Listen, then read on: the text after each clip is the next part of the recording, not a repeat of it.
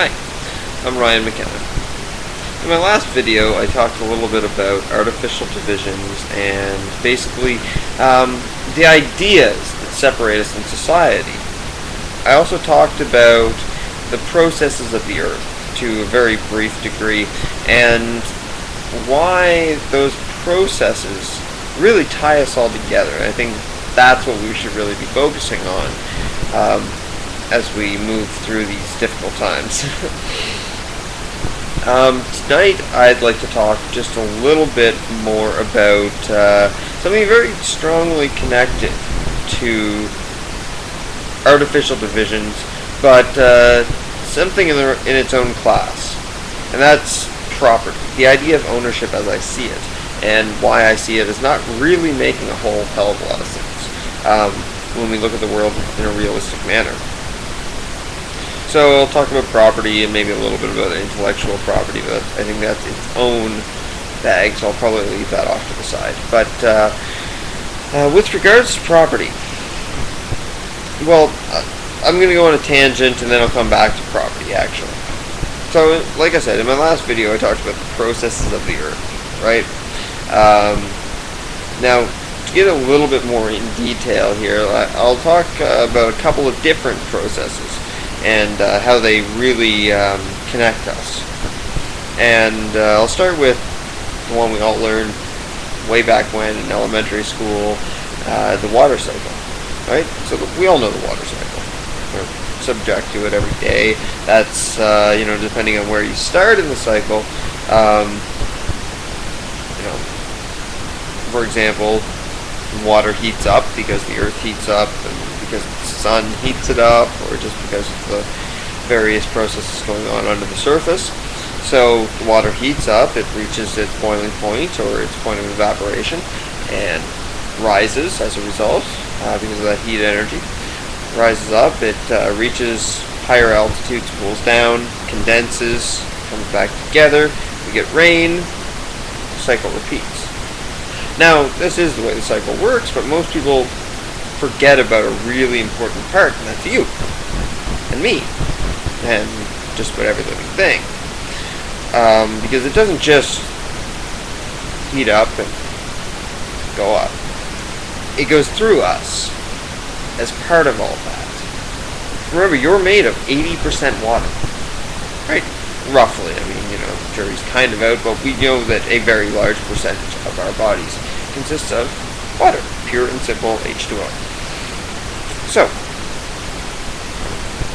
we're part of the water cycle. We're very much a part of the water cycle, as is any other organism on the planet.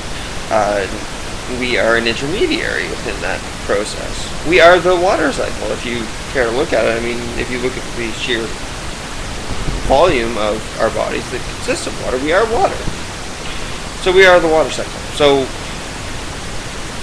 then you start thinking about, well, okay, if water is something transient, something that goes through me, how can I ever hope to own it? And how can any corporation or legal person claim to own water if it is us? That is us. So how's that any different from slavery in a kind of rather distant fashion? You can't own water because we are water. So to own water is to own us and every living thing on this planet.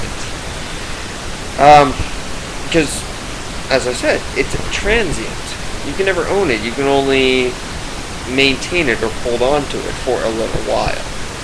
And that's true just about anything. I mean, I talked about the water cycle, and that's a rather quick cycle in planetary terms. That's something that repeats itself very, very frequently, daily in fact, hourly.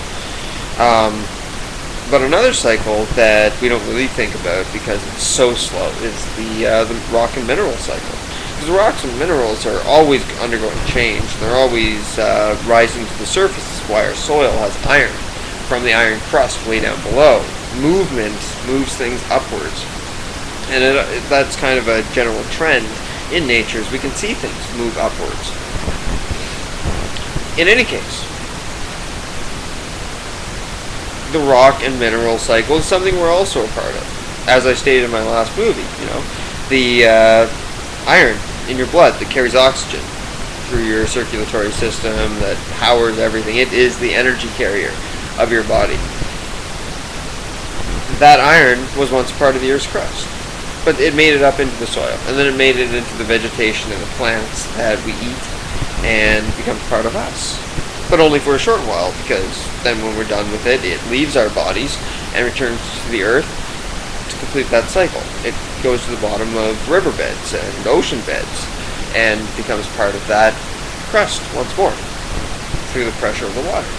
So there is a cycle to all things. Everything is transient. And when we think about material objects that we interact with on a daily basis, like for example a chair. Well, a chair we think of as being a static object. It is what it is. It's solid. You know, you can touch it, move it around, manipulate it, and it feels real. It feels solid. It feels like that's what it is. Well, we forget that that chair has a past and that chair has a future. So we're just looking at a really tiny temporal snapshot of that chair. So we think we own the chair, but we can't really own the chair because the chair has a destiny. The chair is going to go away, and it's going to return to the Earth because the Earth takes everything back eventually. It takes everything back, and anything we try to hold on to too long becomes a battle, a conflict with nature. That conflict we see every day in our infrastructure, roads and overpasses, and just about everything we try to erect, every building, your house, the foundation of your house, or your apartment building, or whatever. It's a constant battle to maintain it because nature likes change, and nature likes to take things back and to reconstitute them and to disseminate all their constituent components to be something new again. It doesn't like static objects. So now, as I've stated, so material objects, ourselves, just about anything you can think of is not an object. It's not a static object. It's a process. Everything is a dynamic process. Just everything is a dynamic process. So if everything is a dynamic process, and we're just seeing temporal snapshots along the way of it, then how can anything truly be owned? Because these processes work through us. They don't just include us. And we are not simply agents that help it along, but we are made of these processes. Us ourselves are processes. A process that continues until it no longer does so. So, since we are all part of the constituent components of the Earth, we are made of them, doesn't that not mean that our bodies generally extend to that?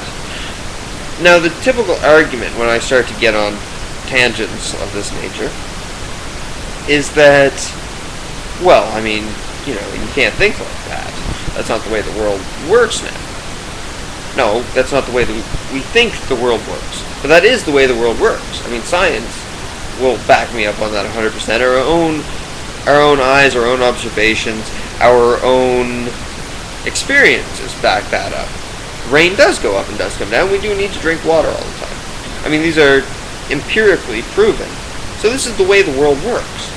So isn't it pure insanity to imagine it to work another way, a way that allows for ownership, a way that allows for property and the accumulation of wealth? That to me is insanity. That to me is looking at the world the way it doesn't work. The way the world does work is it's a system of processes, and we have to be accommodating to those processes. We have to work with those processes harmoniously.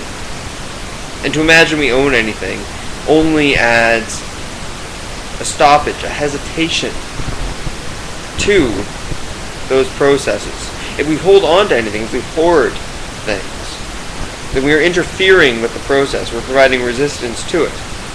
That's going to come back on us eventually, in my humble opinion. So that's my thought on ownership. I don't think that we can own anything, because we are just about everything. And since we are that everything, we can't own each other. Whether or not we think we can own livestock, we can't own each other, right? The livestock thing, I think, is another ethical story for another time. And I will get into intellectual property in another video. But that's my thoughts on material property and material wealth and material ownership. So I'd love to hear what you all have to think. Thanks, and thanks for watching. Bye.